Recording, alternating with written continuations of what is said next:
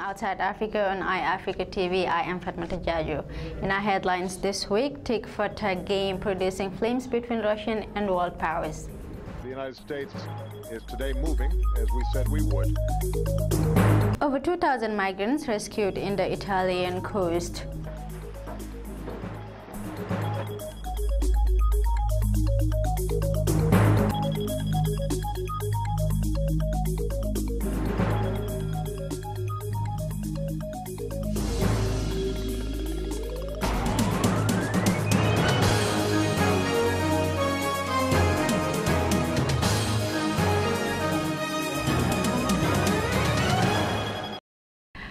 As the fight over Ukrainian political deadlock continued, U.S. tightened its sanctions against Russia over its annexation of Crimea from Ukraine. Leaders of the 28-member bloc EU earlier this week met in Brussels to strengthen economic sanctions against Russia and brainstorm ways and means of reducing Europe's dependence on Russian gas.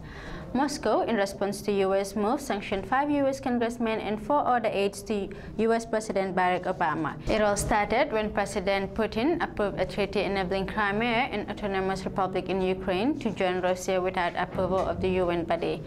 EYEAFRICA's Alaji Sise, who is closely monitoring developments in our studio, files in this report. U.S. President Barack Obama has tightened his sanctions against Russia over its occupation of Crimea from Ukraine. The United States is today moving, as we said we would, to impose additional costs on Russia. The move targeted individuals closely associated with Russian President Vladimir Putin, as well as a bank Russia controlled by his allies. The countries of the European Union need to speak with a clear and united voice. What that means is more asset freezes and travel bans, more action specifically in respect of what's happened in the Crimea. At the moment, EU leaders are meeting in Brussels amid warning that they may impose tougher economic sanctions. Tensions are high and world leaders are concerned as Moscow approves a treaty enabling Crimea, an autonomous republic in Ukraine, to join Russia without the approval of the UN body. Based on the executive order that I signed in response to Russia's initial intervention in Ukraine, we're imposing sanctions on more senior officials of the Russian government. In addition, we are today sanctioning a number of other individuals with substantial resources and influence who provide material support to the Russian leadership. Russia authorities, in response to U.S. actions, had announced similar embargo on U.S. lawmakers and officials. For EYEAFRICA TV, Alaji Sise. Still on Ukrainian crisis, Russian Prime Minister Dmitry Medvedev has demanded Ukraine to pay back $11 billion that he said Kiev had saved through discounted gas prices in return for hosting a Russian naval base in Crimea. Ukraine owes the money because Crimea is now part of Russia and the two countries' 2010 lease agreement was now subject to annulment. Medvedev said a meeting of the Security Council soon after coming to power in 2010, then President Ukraine Viktor Yanukovych agreed to extend the lease on Russia's Black Sea Fleet in Crimea that was due to expire in 2017 for 25 years until 2042. According to Moscow, Ukraine has been receiving the discount since 2010, even though the new lease agreement was not to enter force before 2017. Over 2,000 migrants have been rescued by the Italian Navy and Coast Guard, highlighting the extent of illegal immigration to Southern Europe following turmoil in Africa and the Middle East.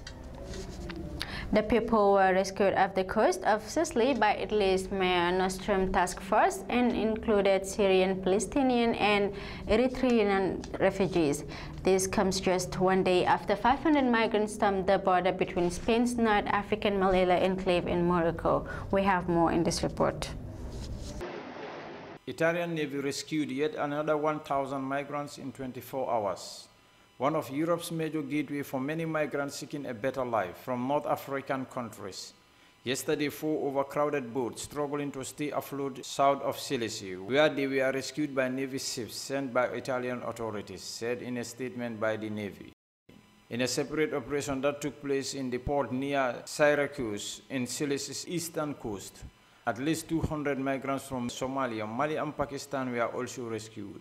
For the past 2 decades, Italy, Greece, and the Mediterranean island of Malta have registered overpopulated migrants that flew from Africa and the nearby Asian countries. The Italian authorities said they need help and coordination from the European Union response team. Following an October shipwreck in which at least 336 Eritrean migrants drowned off the Italian island of Lampedusa, Italy launched a special operation combining ships, helicopters, and drones to monitor the Mediterranean Sea. The migration crisis that killed hundreds in the last years show no sign of easing, as thousands of migrants continue to focus on countries that are recently facing job crisis. For EYEAFRICA TV, Sajo Sambo reports. Italy's Supreme Court has upheld a 2-year ban from public office for former Prime Minister Silvio Berlusconi. The 77-year-old billionaire has been attempting to overturn a conviction for tax fraud handed down by a Milan court in October. The latest ruling but ends Berlusconi's plans of returning to the political stage anytime soon. He had hoped to run as a candidate in elections for the European Parliament in May. Alaji Sise reports. Italy's Supreme Court has upheld a 2-year ban from public office against former Prime Minister Silvio Berlusconi, who had filed an appeal with the country's top court. The ban was imposed as part of a tax fraud conviction against the media magnate last year and blocks him from running in elections. The 77-year-old was sentenced to 4 years in prison for the fraud linked to his Mediaset business empire, with an automatic reduction to 1 year under a 26 amnesty law aimed at reducing prisons overcrowding. 3-time former premier won't do any jail time for the tax fraud conviction, which concerned the purchase of TV rights to U.S. films for Berlusconi's Mediaset network. The term has been reduced to 1 year under an amnesty, and Berlusconi will serve it either under house arrest or doing community service. Italy's highest court has upheld a 2-year political ban against Silvio Berlusconi, stemming from his tax fraud conviction. The Court of Cassation ruling handed down late Tuesday is the latest setback for Berlusconi, who was kicked out of Parliament last year after the High Court upheld his conviction and 4-year prison sentence. Berlusconi, who was also stripped of his seat in Senate over the case, is expected to serve the term through community service due to his age. Before the ruling, experts said the Supreme Court's decision was unlikely to have any impact on practical terms. Berlusconi was already banned from public office for life in a separate case in which a Milan court convicted him last June to 7 years in prison, paying for sex with a minor and abusing his powers as Prime Minister covered up. The under-pressure premier has 2 levels of appeal in the sex case before that convict becomes final. While the billionaire has been keeping a relatively low profile since his public ousting from the Senate last year, his supporters say he is planning to run in European elections in May. But as long as Berlusconi is disqualified from holding public office, he will not be entitled to stand for elections in Europe. Despite the ban on holding or running for public office, Berlusconi remains a force in Italian politics, heading his Forza Italia party. Reporting for EYEAFRICA TV, I'm Alaji Sise. Reports emanating from Syria this week disclosed that the country has suffered an estimated damage of $31 billion as a result of its 3-year civil war. Prime Minister Wael al-Halki has said a figure nearly equivalent to its GDP. The Economist Intelligence Unit has forecast that GDP will reach $34 billion this year. The Prime Minister also said the state pays £609 billion a year in salaries to civil servants and that it spends $300 million a month on refined petroleum products. A Syrian NGO says at least 146 people have been killed in the country's war and that nearly half the population have been displaced.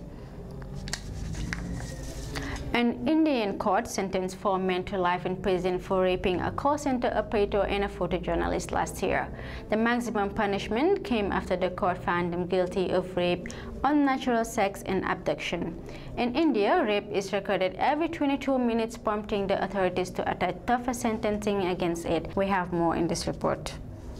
A court in the Indian city of Mumbai has convicted 4 men to life in prison over the gang rape of a photographer who was on assignment in the city last year, a case that attracted nationwide anger over women's safety. In India, rape is recorded every 22 minutes, prompting the authorities to attach tougher sentencing against it.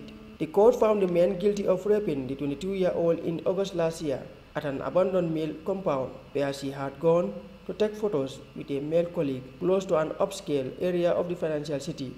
The judge said they were also found guilty of other offenses, including having unnatural sex, showing pornography to the woman and forcing her to perform similar acts, stripping her and destroying evidence. The attack sparked outrage in the financial city of Mumbai, which had long been considered safer for women than the capital, New Delhi, where the fatal gang rape of a young student in December shook the nation. Police say the photographer was threatened with a broken beer bottle by her attackers, and her male colleague was beaten and tied up with a belt while she was assaulted. The woman was admitted to a hospital for several days with injuries after the attack. Police have described her 4 attackers as unemployed school dropouts. 3 of them live in slums close to the mills. After their arrest, neighbors said they were a gang of youths known for petty theft and drinking in the area. The attack on the student in New Delhi in December 2012 sparked weeks of angry street protests about India's treatment of women and led to tougher laws for rapists and other sex offenders. 4 men were sentenced to death last September over that attack, but the Supreme Court earlier this month stayed the execution of 2 of them while their appeal is heard. In one of the most high-profile cases, a leading editor was charged last month with raping a colleague in a hotel elevator in the coastal state of Goa. Reporting for Africa TV, I am Salim Eseri. To sports now. In what could be described as an unimaginable victory for the Red Devils when Robin van Persie had overturned Olympiacos' 2-0 first-leg advantage to send United into the quarterfinals on Wednesday night, Manchester United boss David Moyes hopes his side's Champions League win over Olympiacos can be a turning point in their disappointing season.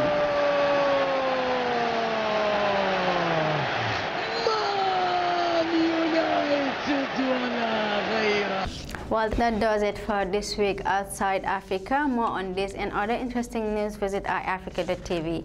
My name is Fatoumatta Jarju. Bye for now.